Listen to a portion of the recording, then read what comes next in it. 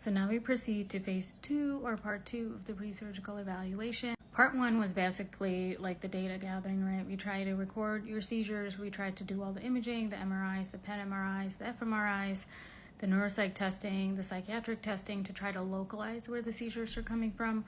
Part 2 is going to be a little bit more invasive. Just to refresh, after we have all the data from part 1, all that information is presented at a case conference where the neurosurgeons, the epileptologists, the neuropsychiatrists, everyone sits down and sees what kind of candidate the patient is for surgery, and if they are a candidate, what kind of epilepsy surgery would they be best suited for. This information is then presented to the patient, and if they choose to proceed to phase 2, this is what it looks like.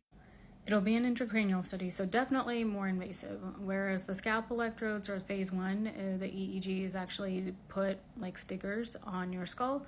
Intracranial studies actually are electrodes on the brain. If it's an ICEG, which is an intracranial EEG, it is an actual surgery. The neurosurgeon has to remove the skull and put the electrodes on the brain.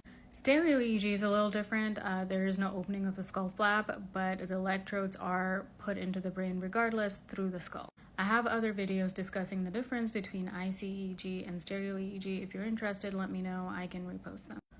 Once the ICEG or stereo EEG are put in, we try to collect more seizures. So the patient goes back to the epilepsy monitoring unit. We withdraw medications or wean down medication and capture as many seizures as we can. Once we feel like we have enough, if you have an ICEG, you might actually get the surgery during that same hospitalization.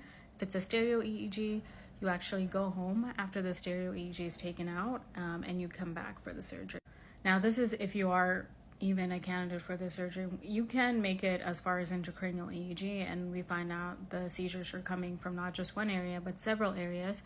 Could be in an area that we cannot safely take out. So once we have that information, again, that's presented to the patient, and the next steps are discussed. So yes, those are the 2 phases of pre-surgical evaluations. They definitely take time. It's not like one day you wake up, you want epilepsy surgery and you get it. It can take up to 6 months, even longer, but there are options if you are someone who has intractable epilepsy and are wondering about epilepsy surgery.